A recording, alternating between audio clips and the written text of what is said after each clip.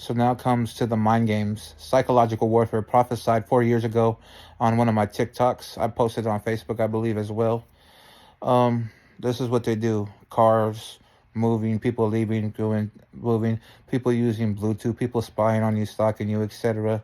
That's an organized stalking. Uh, Mind games, life after activities, etc. These are the things of that nature. Then comes the false allegations, the things of that nature. Their so-called investigation that's improper.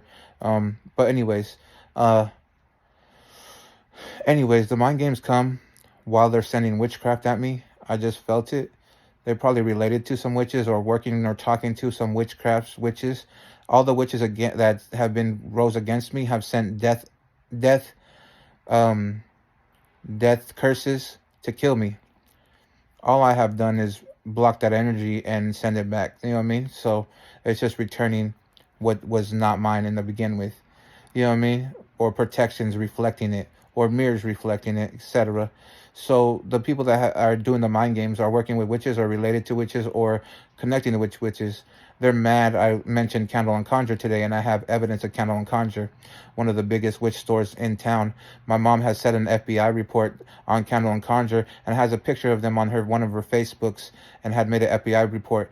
That same dude I seen in Candle and Conjure, and that same dude I seen in my house acting as an electrician. This is organized stalking by witches.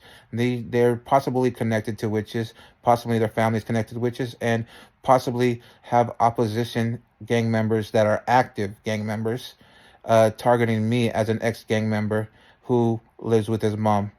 Um, but it is what it is. So if they're mentioning witches and talking to witches, they're working with necromancers and death workers against me, a prophet of God who operates and investigates witchcraft. So that's why I use witchcraft, and I infiltrate the witch community in order to investigate everything of that nature, so I can stop human sacrifices, and I can stop criminal curses of hurting other people, etc.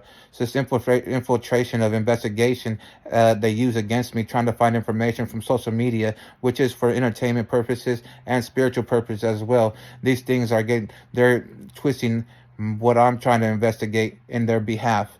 This is the way the organizers stock work. So if they're working with Santa Muerte devotees, Odin, Hecate, all this, they're working with death workers and necromancers who serve a purpose of threatening people, cursing people, while organized stalking and playing mind games to initiate psychological warfare with spiritual warfare to make the target crazy. It's not going to work anymore.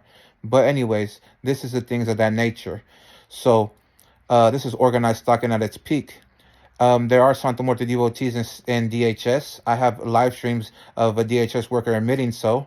There are things of that nature. A lot of Santa Muerte devotees talk to people from the cartel. The cartel has tried to set me up as well. So the devotees that talk to the cartel that are probably in DHS or talking to other death workers that are devotees of Santa Muerte are working with cartel associations, DHS and CPS associations, amongst gang members and gang ties, family relations, and associations to that nature against an ex-gang member of the opposition.